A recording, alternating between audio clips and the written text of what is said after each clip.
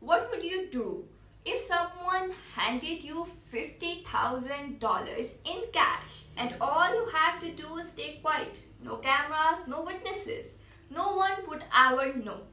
Most people tell themselves they do say no, that they have principles, that money could never buy them.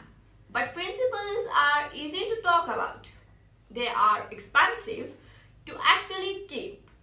This is the true to life story of a 19-year-old delivery boy who was tested, and what happened next surely shock you. So stay with me. He was given the choice to think about success. Stay till the end because the ending isn't what you expect.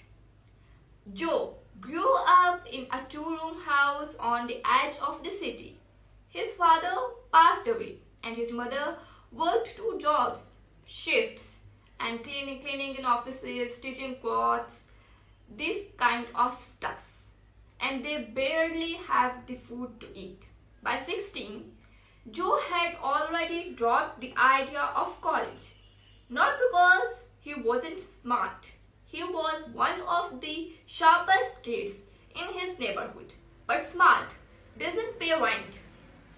So he bought a second-hand bike, cracked mirror and all. And because of this, he offered his service as a delivery boy.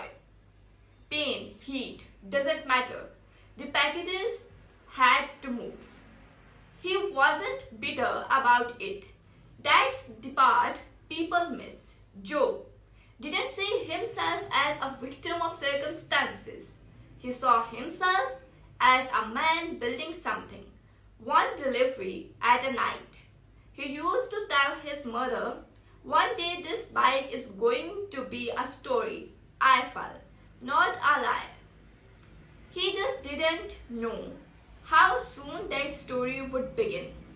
One Tuesday evening, while Joe had a delivery to a mansion on the wealthy side of the city, the kind of house with a gate taller than his entire home, the gatekeeper answered. He designed the package, but as I pulled it down, the box was full of documents and slipped out across the marble floor.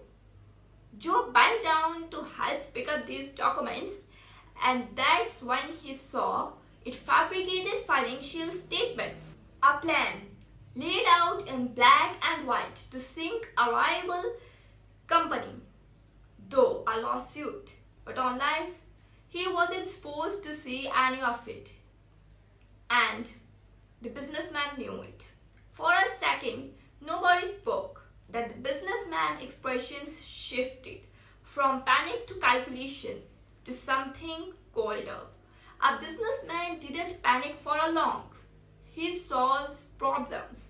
And right now, Joe was a problem because he knew his truth. "You didn't see anything." This is what the businessman said. It wasn't a question. Joe said nothing. The businessman walked to his desk, opened a drawer, and pulled out a thick envelope. He counted it out, found slowly, like he wanted every number to land. $50,000. This, he said, buys your silence and your future. Take it, forget whatever you have saw, and walk away. Let's pause here for a second, because this is the moment that decides everything. $50,000 to Joe. That wasn't just money. That was his mother. Now working another double shift. That was a house rent and his college fees. A future that up until that exact what he wanted. Nobody would have known. Nobody was watching. The right choice and the easy choice were standing right next to each other, and only Joe could tell them apart. He thought about his mother's hands, cracked from years of sacrificing fabric. He thought about the nights she skipped dinner so he could eat. And then, strangely, he thought about something else entirely. Not what he do have to gain, but who he do become by taking it. He looked at the envelope, then he looked at the face of the businessman and said, "Keep it." And Joe left quietly. He set the delivery slip on the table. He put the delivery slip on the table and left quietly. The same way he came in, on foot, back to his cracked mirror bike with empty pockets. And for the first time in a long time, a completely clear mind. 6 months later, the arrival company of the same businessman tried to destroy filed. A case was opened. And then guess what? The federal investigation got involved. The case became public.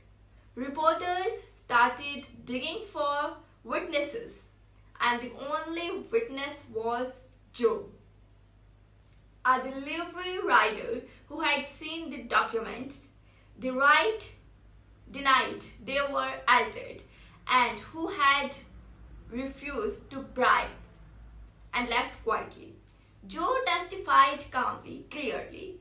His account became the turning point of the entire case. Businessman's company collapsed under the investigation. But here's the part nobody expected. The story of the delivery boy who turned down $50,000 went public. And people didn't just admire it, they acted on it. A logistic startup, impressed by his integrity as much as his composure, under pressure, offered him a job not as a writer, as an operations associate, with training with a salary that dwarfed. Joe didn't get rich from that bribe. He got something that outstand. A reputation nobody could buy. Open doors that money alone never would have. Here's the most important point which people left.